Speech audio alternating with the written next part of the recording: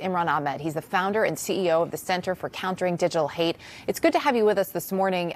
You just released a study that found social media companies failed in 89% of cases here to act on posts in support of replacement theory. And I want to point out your study is looking at posts from just a little bit earlier this year, from February and March.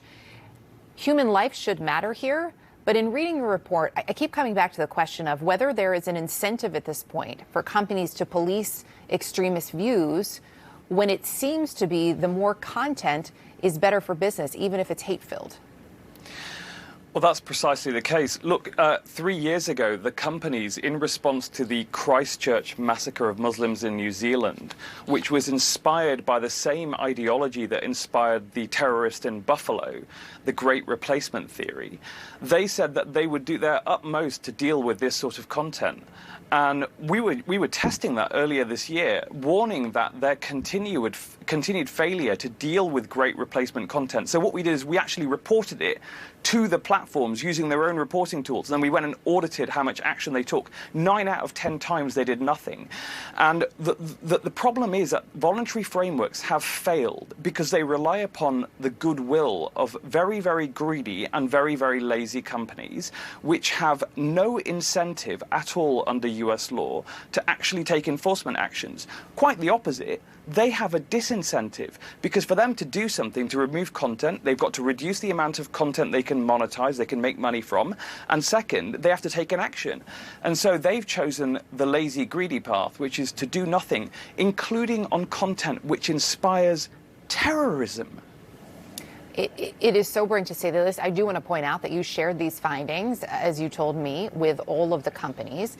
You told me you did not hear back except for Twitter, who said they knew they needed to do better. I know you also briefed officials in the U.S. and the U.K. The House today is set to vote on a bipartisan bill that is aimed at specifically preventing domestic terrorism. So it's going to set up dedicated offices at DHS, at DOJ, at the FBI to track domestic terror activity.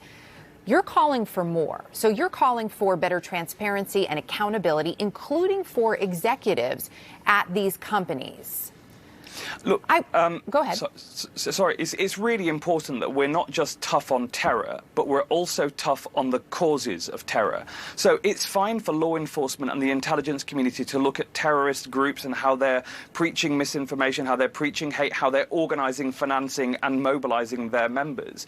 But we also have to think about the precursors to terror, the misinformation and lies that turn a young man, by his own reckoning, within a year and a half, 2 years, from not having any of these sentiments into murdering 10 people, or we suspect of doing so, that the causes of terror need to be dealt with. And I think that we have systematically failed as an international community to get to grips with this really serious question of how do we hold accountable companies who feel that they are bigger than countries and who have more money than virtually anyone else on earth, and until now have proved resistant to us begging them to do something.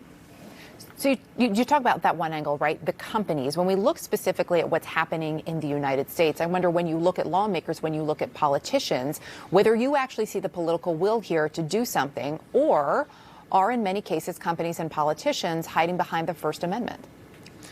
Well, I mean, I think, social media companies have done such a bad job that they've achieved the impossible. They've managed to unite the Democrats and Republicans into thinking they need to be regulated and regulated now. The question is, what would those regulations look like? In fact, tomorrow we're launching a new framework, our STAR framework, which says that you need to have safety by design. So check safety before you launch a new product, transparency of how your algorithms, your economics, your enforcement works, accountability to democratic bodies, and responsibility must be taken by social media companies economically for the harms that they produce. Because it's only by introducing these economic incentives, or disincentives really, that we can get them to stop being lazy on the job and actually go and do what they need to do, which is to remove the material that we know kills people. Imran Ahmed, as you write in The Guardian, words kill. Appreciate you joining us today, and I hope that we can stay in touch and learn more about these efforts as you move forward. Thank you.